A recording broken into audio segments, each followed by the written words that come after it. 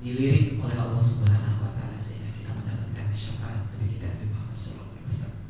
Baik, sebelum lebih jauh kita awali dengan membaca basmalah. Bismillahirrahmanirrahim. Dan tak lupa di majlis yang mulia ini, yang insya Allah diberkahi ini, kita selipkan doa untuk saudara kita yang sedang sakit. Semoga Allah sembuhkan. Allahumma Rabbana subuh ibadah semuanya tasyarah ya syifa juga kita doakan orang yang sangat berjasa kepada kita semua. Doa kita bisa khair. Semoga Allah mengampuni dosa-dosanya. Rabbighfir lana wa liwalidina warhamhum kama rabbayana shighara. Semoga Allah sehatkan lahir batinnya. Semoga Allah karuniakan anak keturunan yang soleh dan soleha. Tak lupa juga kita mendoakan para pengurus DKM Al-Ikhlas, para jamaahnya, para warga di sekitarnya, semoga senantiasa berada dalam hidayah, taufik, inayah Allah Subhanahu wa taala. Baik, dan tak lupa juga kita mendoakan saudara kita di Palestina. Semoga Allah Subhanahu wa taala menolong, memenangkan, memberikan kesabaran, dan di sisi lain Allah hancurkan musuh-musuh Allah dimanapun berada. Amin ya Allah ya Rabbal alamin. Bapak-bapak dan jamaah yang saya hormati karena Allah Subhanahu wa taala, izin kita lanjutkan pembahasan kita tentang sirah, ya, perjalanan hidup Nabi kita Nabi Muhammad sallallahu alaihi wasallam. Seseorang itu kalau tidak punya teladan, khawatirnya malah nggak punya arah, bahkan dia akan meneladani sosok yang salah. Sebagaimana para pemuda, para remaja hari ini, yang mereka pasti punya seseorang yang dikagumi. Maka mudah-mudahan pembahasan kita tentang sosok Nabi kita ini menjadi pembaharuan bahwa kita punya teladan yang terbaik yang telah digaransi oleh Allah Subhanahu wa taala.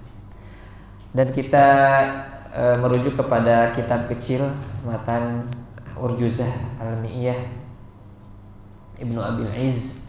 Semoga mengalir pahalanya kepada beliau dan kita bisa mendapatkan manfaat dari ilmu beliau di dunia dan di akhirat. Alhamdulillah, kemarin telah kita bahas sampai tahun ketiga setelah perang Uhud, ada pengepungan Bani Nadir, Masya Allah ya. Dan tadi sempat saya cek ya video rekaman bulan lalu, Masya Allah, banyak manfaatnya. Saya khawatir sampai mana sih baiknya. Ternyata ketika saya dengarkan ada beberapa kekeliruan pengucapan. Saya bilang setelah peperangan Bani Quraizoh yang betul adalah Bani Qainuqa. Setelah perang Badar ada berlanjut dengan pengepungan Bani Qainuqa. Nanti perang Uhud Bani Nadir, nanti perang Ahzab di tahun kelima Hijriah baru Bani Quraizoh. Jadi ternyata saya keliru pengucapan. Dan kalau dikaitkan dengan berita yang cukup viral, mungkin hanya di sebagian kalangan aja, yaitu ada seorang disebutnya komika ya, yang terjerat tuntutan, padahal itu rekaman 13 tahun yang lalu, 12 tahun yang lalu, 2013. Masya Allah ya. Pas saya tadi cek, ya Allah, ternyata saya ada beberapa keliru pengucapan. Yang di surah Mujadilah ayat itu, ahsahullah wa nasuh. Allah mencatat walaupun kalian lupa. Kayaknya alhamdulillah masih di dunia, masih bisa merevisi, mengklarifikasi, mentaubati bahwa yang betul adalah peperangan Bani Qainuqa, adapun nanti Bani Quraizoh di tahun kelima Hijriah. Baik, alhamdulillah kita masuk kalau kemarin di bait ke 71-72, wal khamru hurimat yaqinan fasma'an, dan pengharaman khamr ya, yang sampai 4 kali tahapan Allah menurunkan ayat tajarud, kebertahapan. Hadza fiha wulida Sibtul Hasan, kemudian lahirlah cucu pertama Nabi yaitu Hasan. Wa kana fi rabi'atil ghazw ila Bani Nadir fi Rabiul Awwal. Kemudian di tahun keempat di bulan Rabiul Awal ada perang Bani Nadir yang Allah turunkan surah Al-Hasyr, surah ke-59 di juz 28 yang menggambarkan bagaimana kaum munafik yang dipimpin oleh Abdullah bin Ubay bin Salul juga mengambil peran di situ. Alhamdulillah kita masuk ke bait ke-63. Wa ba'du mautu Zainab al-Muqaddamah wa ba'dahu nikahu Ummi Salamah. Dan setelahnya, waktu setelah perang Bani Nadir di tahun keempat bulan Rabiul Awal, setelah itu mautu Zainab al-Muqaddamah, wafat Zainab yang awal. Apa yang awal? Maksudnya di rangkaian bait yang 100 bait ini, di bait 63, itu di bait 60 sudah di-spill, sudah disebutkan bahwasanya setelah perang Badar, zawaja Utsman biha wa khassah, Utsman menikahi summa tazawwajna Ummu Kulthum. Kemudian summa tazawwaja Nabi Hafsah, kemudian Nabi menikahi Hafsah wa Zainaban, dan menikahi Zainab di perang setelah perang Badar tahun kedua Hijriah. Nah, yang dimaksud di bait ini adalah wa ba'du mautu Zainab al-Muqaddamah. Dan setelah perang Uhud dan perang Bani Nadir ini, wafatlah Zainab yang awal disebutkan, yaitu Zainab binti Khuzaimah. Karena nanti ada Zainab binti Jahsy, ada Zainab binti Rasulullah. Ada beberapa Zainab. Bahkan nanti ada Ummu Salamah masih di bait yang sama. Wa ba'dahu nikahu Ummi Salamah, dan setelahnya menikah dengan Ummu Salamah. Salah satu anaknya Ummu Salamah juga Zainab, ya, binti Abu Salamah. Jadi di bait ke-63 ini, kalau di Rahibul Makhtubnya Mubarak Furi ini tidak di-spill ya, pernikahan itu dibahas mungkin di bab yang terakhir gitu. Istri-istri Nabi itu ada di bab terakhir. Adapun di kronologi setelah perang Uhud itu langsung perang Bani Nadir, perang Jumadil Jandal, dan kemudian nanti memasuki perang Ahzab. Jadi adapun di bait Rujuzah ini disebutkan bahwa setelah perang Uhud dan perang Bani Nadir, wafatlah Zainab binti Khuzaimah. Masya Allah ya, Zainab binti Khuzaimah al-Hilaliyah. Dan salah satu sebutan beliau adalah Ummul Masakin. Jadi beliau ini selain Ummul Mukminin, ibunya kaum yang beriman. Jadi kita selain punya ibu kandung, kita juga punya ibu orang beriman, Ummul Mukminin ya, 11, yaitu Zainab binti Khuzaimah. Ini disebut dengan Ummul Masakin. Ini menarik ya. Jadi bahkan sebelum masuk Islam, beliau ini terkenal dengan kedermawanannya. Beliau ini terkenal dengan kasih sayangnya terhadap orang-orang miskin. Terlebih ketika beliau masuk Islam, ketika beliau dinikahi oleh Rasulullah SAW, itu kasih sayangnya terhadap orang miskin itu semakin besar, semakin didukung, gitu ya. Bahkan sebelum kenabian aja, sebelum masuk Islam aja sudah sayang sama orang miskin, masya Allah. Ummul Masakin. Ya, mudah-mudahan kita pun terciprati atau berusaha mengikuti sifat Ummul Mukminin yang satu ini adalah Ummul Masakin. Ya. Padahal itu sederhana. Jadi yang menarik yang pertama adalah sebutan beliau Ummul Masakin, ibunya kaum yang miskin. Kemudian yang kedua, beliau itu hanya sebentar bersama Nabi. Jadi sekitar menikah di bulan Ramadan di tahun ketiga, nanti wafat di bulan Rabiul Awal di tahun keempat. Ada yang mengatakan bahkan 2-3 bulan, ada yang mengatakan 8 bulan hidup berumah tangga bersama Nabi Muhammad SAW. Ya. Zainab binti Khuzaimah. Dan yang kedua yang menarik adalah ya, kan begini, biasanya itu bukan biasanya ya. Setiap pernikahan Nabi pasti ada maksudnya, pasti ada hikmahnya. Kayak Khadijah, Allah hadirkan memang untuk menjadi partner dalam pondasi kehidupan Nabi di awal, di dakwah Nabi. Nanti Aisyah seorang yang sangat cerdas gitu, satu-satunya gadis dari sekian istri Nabi. Udah nanti ada Hafsah memperkuat ikatan kekeluargaan dengan Umar dan seterusnya. Nah, adapun Zainab ini salah satu hikmahnya adalah ketika perang Badar, Ubaidillah itu suami beliau sebelumnya, binti Harith itu wafat, syahid di perang Badar. Nah, salah satu hikmah ketika Nabi meminang, melamar dan menikahi Ummul Mukminin Zainab binti Khuzaimah adalah sebagai pesan bahwasanya ini adalah istri yang ditinggalkan oleh syuhada, tidak boleh diterlantarkan. Yang kedua ada potensi seorang perempuan yang sangat menyayangi orang miskin. Ketika suaminya tidak ada, khawatirnya potensi ini malah jadi terlantar gitu.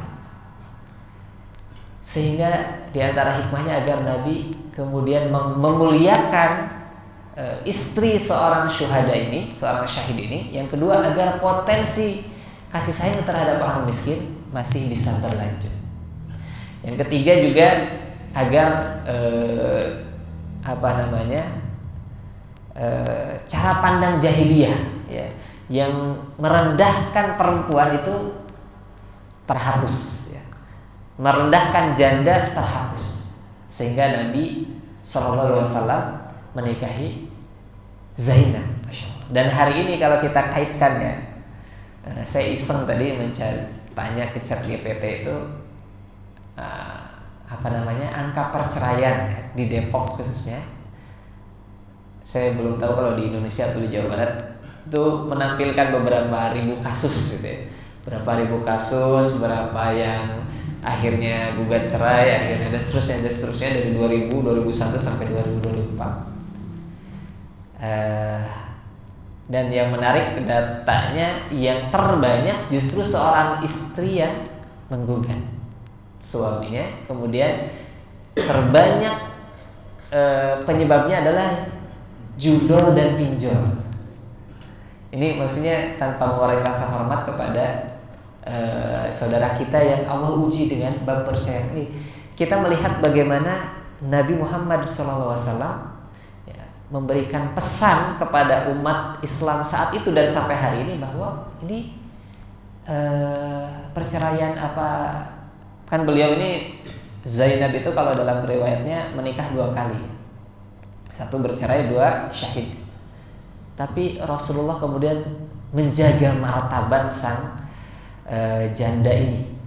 Hari ini kan kadang-kadang apalagi beberapa kasus misalkan ya, ada beberapa artis atau influencer gitu ya, yang kadang-kadang efeknya adalah terhadap anak-anak muda Gen Z gitu ya. Gen Z tuh, aduh aku kayaknya nggak siap deh nikah, dia aja cerai, dia tuh begitu dan gitu.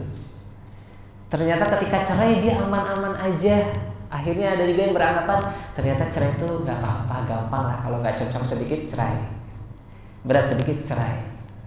Masya Allah. Padahal dalam Islam itu Masya Allah gitu ya, perceraian ataupun janda itu bukan satu sisi bukan hal yang dimudah-mudahkan, sisi lain tidak menjadi kesannya negatif. Sebagaimana Nabi mengangkat martabat Zainab binti Khuzaimah. Dari sini mungkin salah satu pelajarannya kita mencintai orang miskin. Bahkan ketika wafat, ini kan selain Khadijah binti Khuwailid yang wafat di tahun ke-10 kenabian, yang wafat istri Nabi selagi Nabi masih hidup adalah Zainab ini, Zainab binti Khuzaimah. Karena nanti ada Zainab binti Jahsy. Wa ba'du mautu Zainab al-Muqaddamah. Kemudian yang kedua, wa ba'dahu nikahu Ummi Salamah. Jadi menarik ya. Kalau kita runut ya, Nabi kan wafatnya Khadijah itu di tahun 10 kenabian. Berarti sekitar kalau Nabi tahun usia 40, sekitar usia 49 atau usia 50 lah kehilangan Khadijah. Tak lama Nabi kemudian menikahi Saudah ya, agar anak-anak yang ditinggalkan oleh Khadijah ini ada yang merawat gitu ya. Kemudian Nabi juga ada yang mensupport. Tak lama menikahi Aisyah yang ketiga. Kemudian nanti setelah perang Badar menikahi Hafsah, kemudian menikahi Zainab. Nanti di tahun beberapa bulan selanjutnya Zainab wafat. Tak lama dari Zainab wafat menikahi Ummu Salamah. Jadi yang terlintas adalah ternyata Nabi sedih ya, karena Nabi juga sedih ya, karena teringat juga sebagaimana Khadijah wafat. Yang kedua menyolatkan, mengkafani, menguburkan sendiri di Baqi, Masya Allah. Tapi ternyata kesedihan tidak berlangsung lama. Nabi punya visi yang jelas ya, bahwa ini dakwah harus terus berjalan. Maka ketika ada momentum lain yang Nabi harus nikah lagi, Nabi menikah lagi, Masya Allah ya. Wa ba'dahu nikahu Ummi Salamah. Siapa Ummu Salamah? Ibunya Salamah gitu ya. Adapun nama aslinya adalah Hindun ya. Nama aslinya adalah Hindun. Dan beliau adalah termasuk ya, orang yang sabiqunal awwalun, orang-orang yang pertama masuk Islam. Hindun binti Umayyah bin Mughirah al-Quraisyah al-Makhzumiyah. Jadi beliau nasabnya bangsawan gitu ya.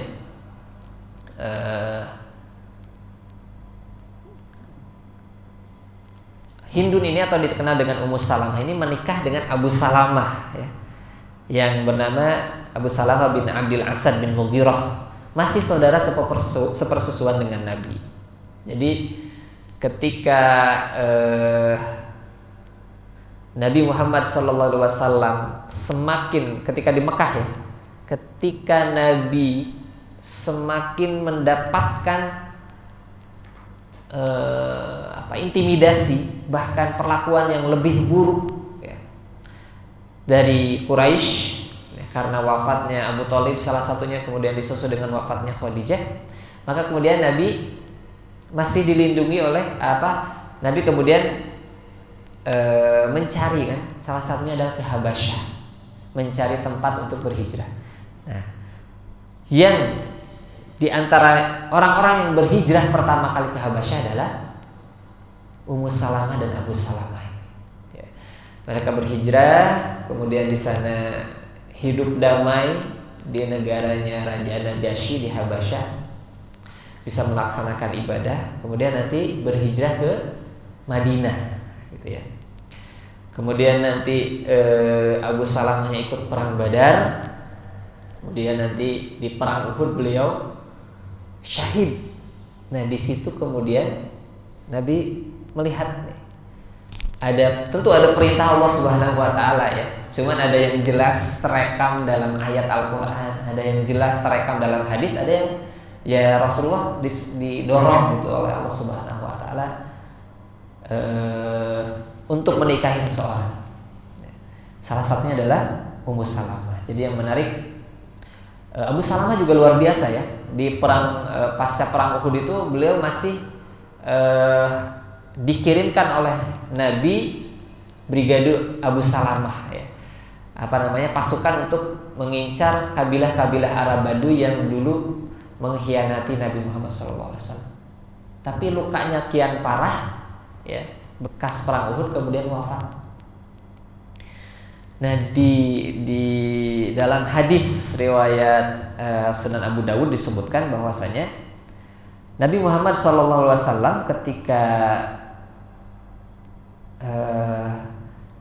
Abu Salamah wafat, beliau menjenguk ya, menjenguk dan kemudian mendoakan, ya, mendoakan Abu Salamah.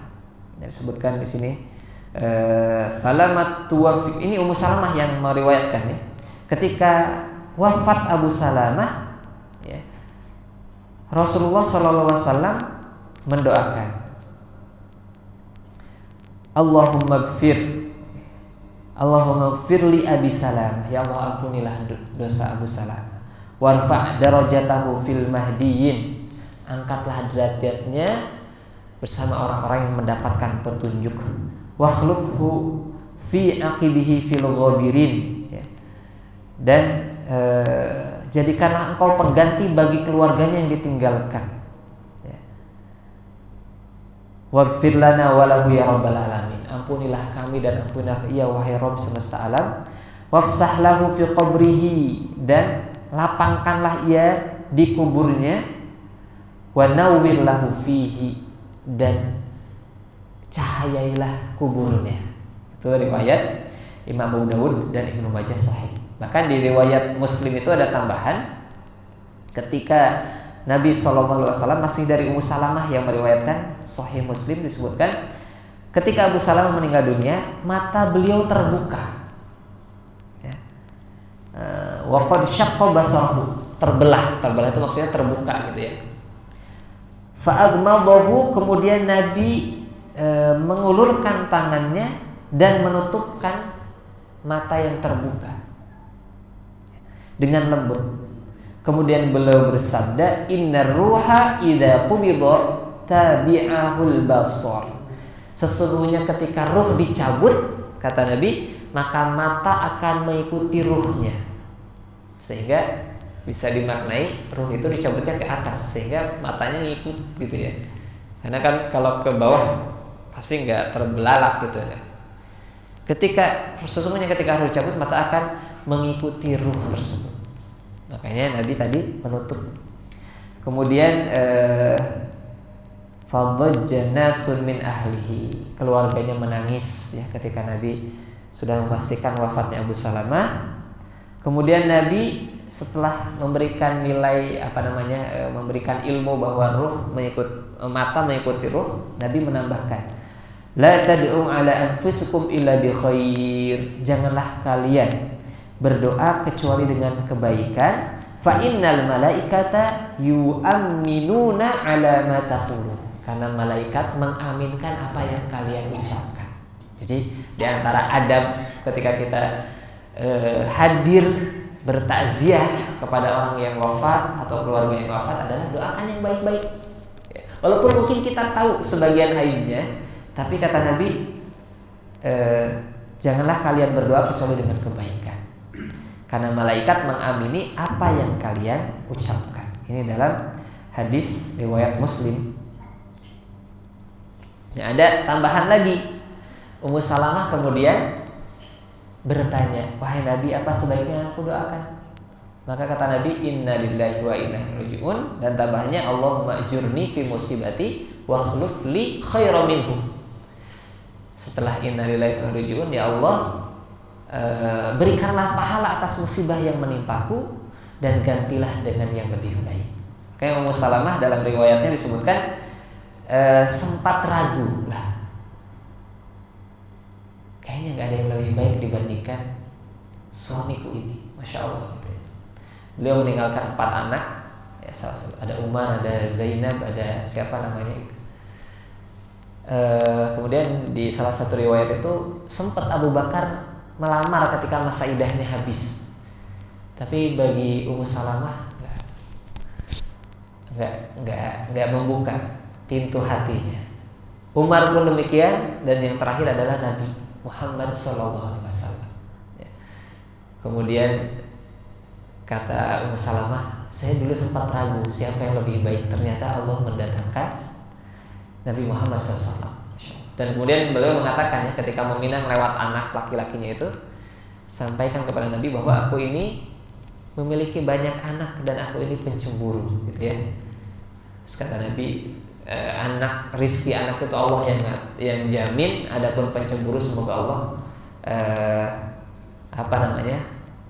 ya menghilangkannya atau menguasainya, ya memanajenya gitu ya, kurang lebih.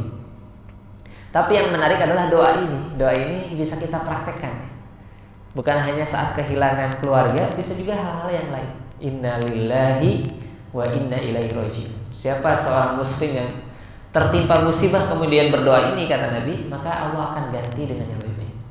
Sesungguhnya semua milik Allah dan akan kembali pada Allah. Allahumma ajurni fi musibati. Allah berikanlah pahala terhadap musibahku ini, wa khluf li khairan minhu, dan gantikanlah aku dengan yang lebih baik.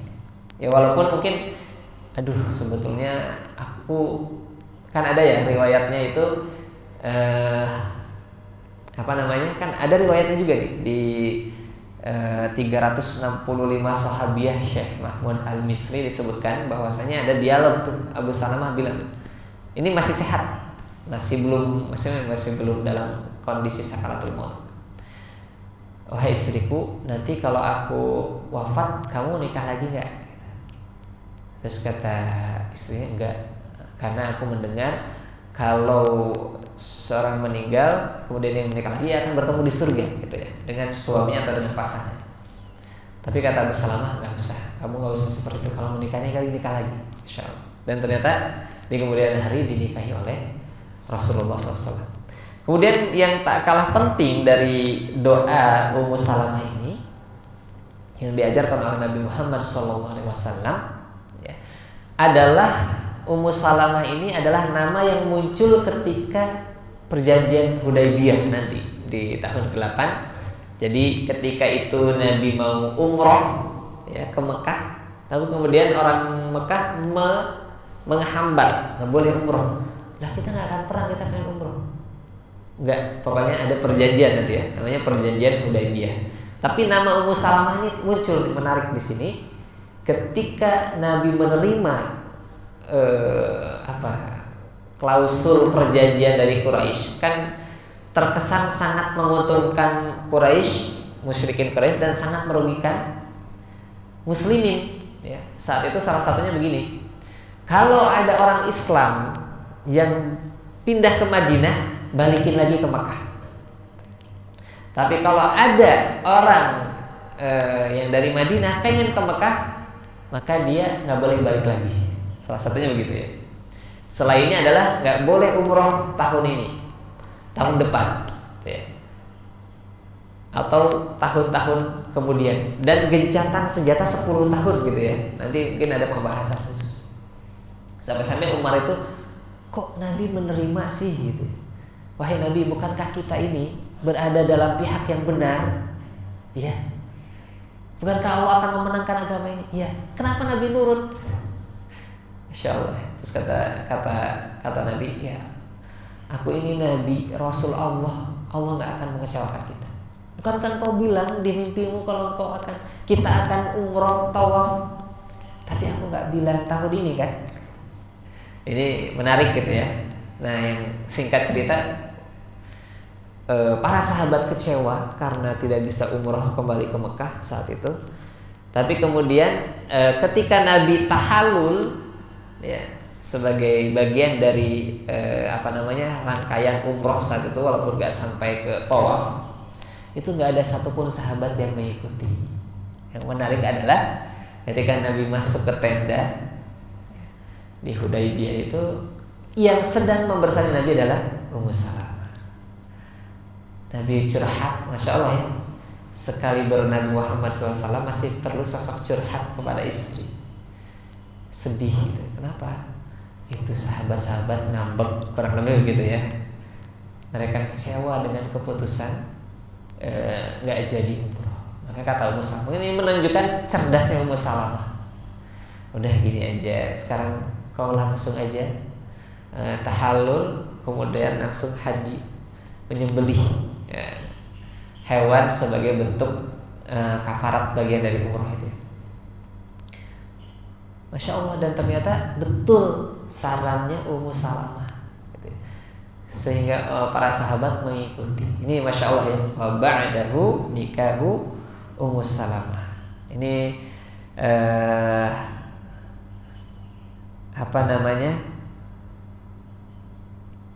bagian dari kecerdasan.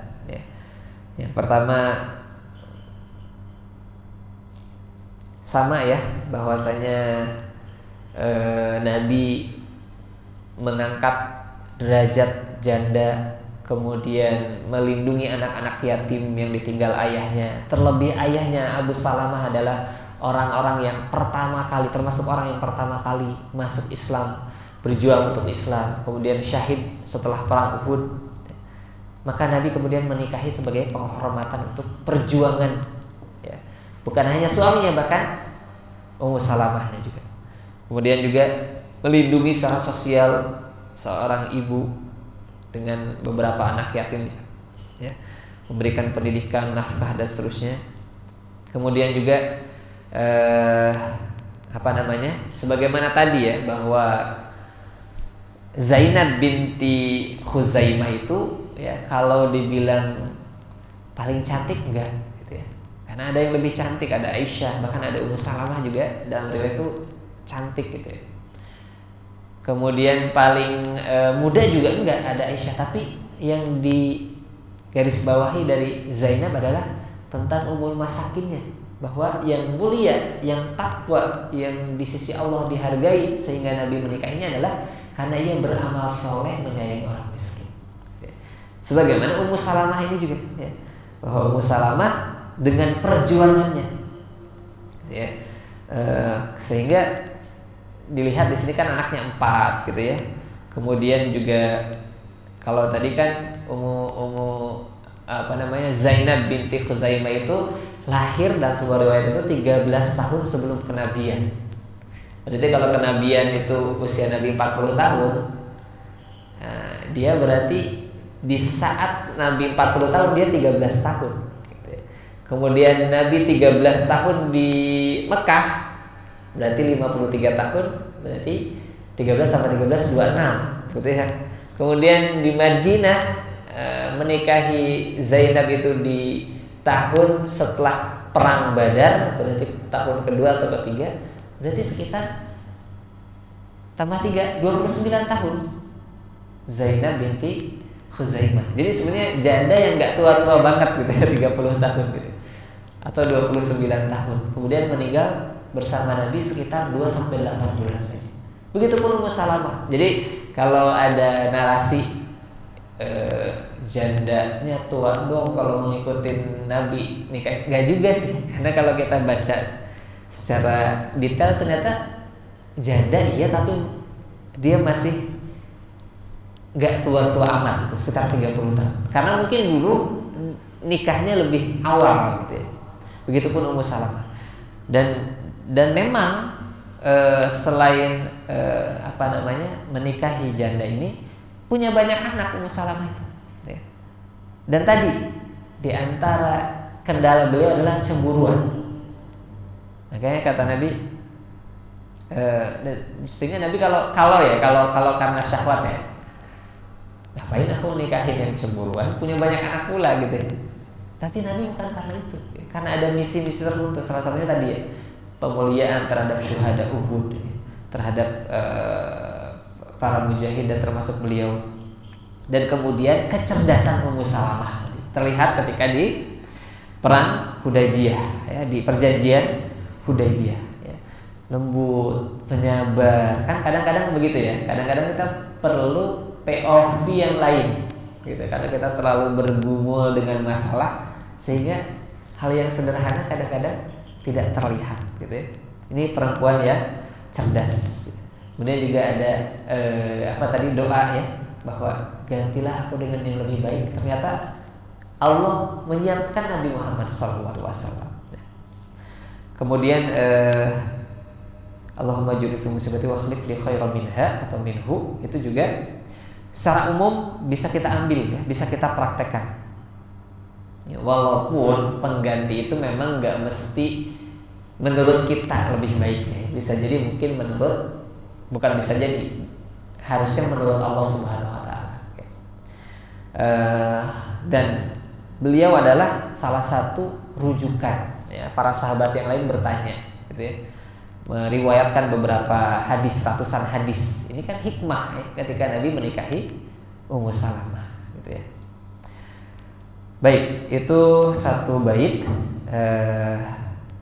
wa ba'du mautu Zainab al-Muqaddamah wa ba'dahu nikah Ummu Salamah, bahwa di balik perjuangan Nabi dari satu perang ke perang lain, dari pengkhianatan demi pengkhianatan gitu ya, di mana Bani Nadir mau menimpakan batu dan sedih dan seterusnya, ternyata ada sih bunga-bunga romantisme Nabi. Selain tentu bukan hanya itu, tapi ada hikmah-hikmah yang besar ketika Nabi menikahi Ummu Salamah ya. Sebelum lamanya ditinggalkan oleh Zainab binti Khuzaimah. Bahkan ya di Jumadil Ula itu belum lama juga Nabi kemudian menikahi Zainab binti Jahsy. Jadi ini meninggalnya Zainab binti Khuzaimah, nikahin Ummu Salamah, nikah lagi dengan Zainab binti Jahsy yang Allah rekam di surah Al-Ahzab. Ini juga menarik ya. Zainab binti Jahsy. Dan usia Nabi berapa saat itu? Kalau di tahun keempat Hijriah, berarti 53 kan 13 tahun ya. Ditambah tahun ke 3 atau 4, tahun keempat ya, Hijriah di bulan Jumadil Ula. Berarti berapa? 56, 57. Masya Allah. Nikah lagi. Masya Allah. Tapi tentunya ini ada hikmah. Dan Zainab binti Jahsy ini Allah sampai kirimkan surah. Masya Allah ya. Satu-satunya sahabat yang namanya tertera secara jelas dalam Al-Quran adalah Zaid bin Harithah. Ya. Falamma qada Zaidu minha wa taran zawwajnakaha. Maka tatkala Zaid telah mengakhiri keperluan terhadapnya, maksudnya selesai masa iddahnya, kami nikahkan engkau dengannya.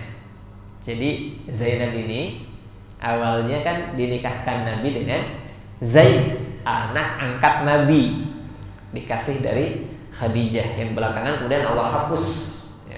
Anak angkat itu nggak boleh Zaid bin Muhammad, bukan, tapi kembali ke ayahnya, binti Harithah.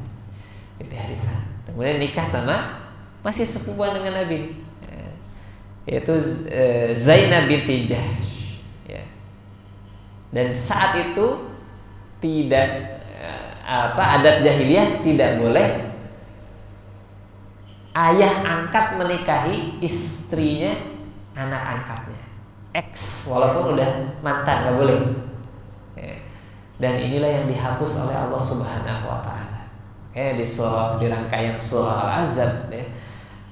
Bahkan dari ayat 1 ya, surah ke-33 itu Allah Subhanahu wa Ta'ala sudah memulai ya dengan A'udzubillahi minasyaitonir rajim. Ya ayuhan nabiyyu ittaqillah. Wahai Nabi, takutlah kepada Allah. Wala tuti'il kafirin wal munafiqin. Jangan taat, jangan patuhi, jangan ikuti orang kafir, orang munafik. Innallaha kana aliman hakima. Langsung ayat pembuka Al-Ahzab ini, kan ini tentang perang Ahzab ya. Tapi sebelumnya ada di tengah-tengahnya nanti ada tentang Zainab binti Jahsy dengan Zaid ya. Innallaha kana aliman hakima. Sebenarnya Allah Maha mengetahui dan Maha bijaksana. Nanti di ayat 30 ya, 36 Nabi itu sebetulnya udah tahu akan dinikahkan, tapi Nabi itu merasa berat ya. Wa ma kana lil mu'mini wa la mu'minatin idza qadallahu wa rasuluhu amran ay yakuna lahumul khiyaratu min amrihim wa may ya'silahu rasulahu faqad dhalla dhalalan mubina. Wa taqulu lil ladzina an'ama Allahu 'alaihi ya. Ketika engkau berkata kepada orang yang diberikan nikmat oleh Allah kepadanya, wa amta 'alaihi amsik 'alaika zaujak. Kamu tahan dulu, jangan cerai. Dia bilang ke anak angkat Zaid bin Harithah, ini anak kesayangan Nabi gitu. Salah satu anak kesayangan, semuanya disayangi. Amsik 'alaika zaujak, jangan cerai. Tahan aja, pertahankan. Wattaqillah, bertakwalah kepada Allah. Ini ayat ke-37. Wa tukhfi fi nafsika, dan engkau menyembunyikan dalam jiwamu mallahu mubdihi wa takhshan nas wallahu ahqqu takhsha. Apa yang Allah akan ungkapkan, engkau takut kepada manusia, padahal Allah lebih layak, lebih berhak ditakuti. Kenapa? Nabi itu merasa udah mas sayang sama anaknya ya, mau cerai, di sisi lain juga nanti gimana masyarakat yang memiliki kebiasaan bahwa nggak boleh, dan ini kata Allah nggak kayak gitu. Kayak subhanallah ya. Nabi itu menanggung beban yang berat. Kata Allah, justru dengan pernikahan ini Allah akan menghapus ya anggapan bahwa ayah angkat itu nggak boleh nikahin mantan anak angkat. Falamma qada Zaid minha wa tazawwajnakaha. Makanya Zainab binti Jahsy ini kemudian suka membanggakan dirinya, menghibur dirinya. Apa? Di hadapan istri-istri Nabi yang lain, kalau kalian dinikahkan oleh wali-wali kalian, oleh ayah kalian atau siapa yang ditunjuk, sesungguhnya saya dinikahkan oleh Allah di atas arsy. Ini ayatnya. Zawwajnakaha. Ya. Likai la yakuna 'alal mu'minina harajun fi azwaji adiyaihim idza qadu minhunna wa tara kana amrullahi maf'ula. Ila akhir ayat. Ini banyak pelajaran di menikahnya Zainab binti Jahsy ya. Kenapa sih Zaid sama Zainab itu kan dua-duanya sahabiah, sahabat dan sahabat, kok bisa cerai? Bisa cerai gitu. Memang ada hikmah Allah di balik itu, gitu ya. Perceraian itu bukan selalu berkonotasi negatif, enggak. Sebagaimana ulama-ulama yang lain memang ada juga itu para salafus saleh yang bercerai. Ya. Sebagaimana siapa itu anaknya Abu Bakar. Dan kemudian hikmah yang terbesar adalah apa tadi? Menetapkan hukum syariat bolehnya menikahi istri bekas anak angkat. Wa binti Jahsy wa ba'dahu nikahu Ummu Salamah wa binti Jahsy, yaitu maksudnya Zainab binti Jahsy. Khadijah, Aisyah, Saudah, Hafsah, Zainab binti Khuzaimah, Ummu Salamah, Zainab binti Jahsy. Jadi di usia Nabi kurang lebih 56-57 tahun itu sudah ada 7 istri membersamai Nabi. 2 diantaranya Khadijah dan Zainab binti Zainab wafat. Berarti yang masih hidup ada sekitar ada 5. Dan itu semua Masya Allah ya. Iya di apa namanya? Ketika Zainab wafat, nanti yang menempatinya adalah Ummu Salamah, biliknya samping Aisyah. Jadi kalau yang saya tangkap ya, sedih dan bahagia itu apa namanya ya, sebagai jalan dakwah yang visinya lebih besar. Nabi sedih ya, tapi Nabi juga bahagia. Nabi bahagia ya, tapi kemudian ada hikmah-hikmah yang lain dengan pernikahannya, gitu ya. Sedikit lagi, thumma badril mau'idi ya, setelah menikah dengan Zainab binti Jahsy yang Allah turunkan di surah Al-Ahzab tadi, kemudian perang Badr Mau'id yang dijanjikan.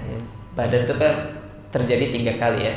Badar pertama itu nggak bentrok, Badar kedua bentrok, Badar yang dijanjikan atau Badar yang terakhir ini juga nggak bentrok. Ya, udah sampaikan, Abu Sufyan balik lagi, kayak berani. Gitu. Padahal Nabi udah datang ke Badar. Wa ba'dahal ahzabu, dan kemudian setelah ya, nikah Nabi dengan Ummu Salamah dan Zainab binti Jahsy, kemudian Badar nggak jadi ini, terjadilah perang Ahzab. Fasna, maka dengarkanlah, wa'dudi, dan hitunglah. Perang Ahzab mungkin tema besar sendiri. Mungkin sebelumnya ada tambahan, ada hikmah-hikmah yang bisa diambil, dipersilakan, atau pertanyaan dipersilakan.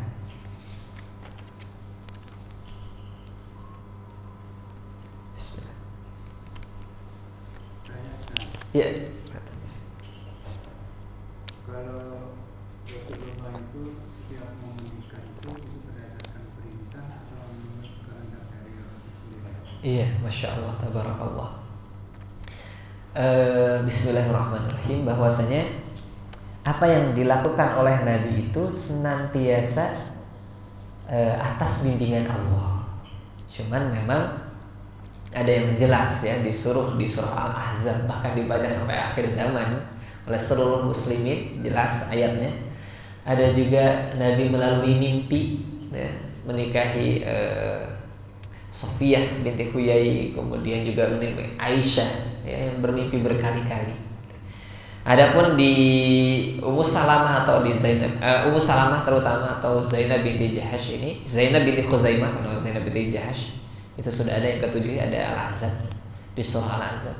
Itu sependek pengetahuan saya belum menemukan ya, hadis yang mendorong untuk secara jelas sebagaimana Aisyah dan Zainab binti Jahash. Tapi secara umum kalau di surah An-Najm kan wa ma yantiqu 'anil hawa, dan tidaklah Nabi berkata dari hawa nafsunya, illa wahyu yuha, kecuali wahyu yang ditanamkan kepada hatinya Nabi, baik itu melalui malaikat Jibril atau melalui bisikan atau melalui lonceng atau melalui bukan ilham ya, ada dalam hati Nabi wahyu atau melalui mimpi. Jadi secara umum di surah An-Najm itu apa yang dilakukan Nabi itu tak terlepas dari wahyu. Walaupun kalau kita baca sirah juga ada beberapa hal yang kemudian terkonfirmasi itu daya pikir Nabi. Salah satunya apa? Salah satunya di perang Uhud yang kemarin itu. Ya. Nabi ketika mau perang Uhud kan awalnya perang kota. Kemudian ini perintah Allah atau ide engkau ide saya. Atau di hadis yang lain ya, ketika Nabi mencangkok kurma tuh, ternyata gagal. Maka kata Nabi, engkau lebih tahu dibandingku terhadap urusan dunia. Jadi hal-hal seperti itu. Atau mungkin nanti perang Khandaq, kata Nabi berhenti di sini. Terus kata Salman Al-Farisi, orang Persia, ini perintah Allah atau bukan? Bukan, ini strategi saya. Nah kata Salman, kalau gitu gali parit aja. Orang-orang Arab belum tahu nih, kalau di Persia saya kalau perang dikepung, saya gali parit. Nah itu terkonfirmasi, itu adalah ijtihad Nabi.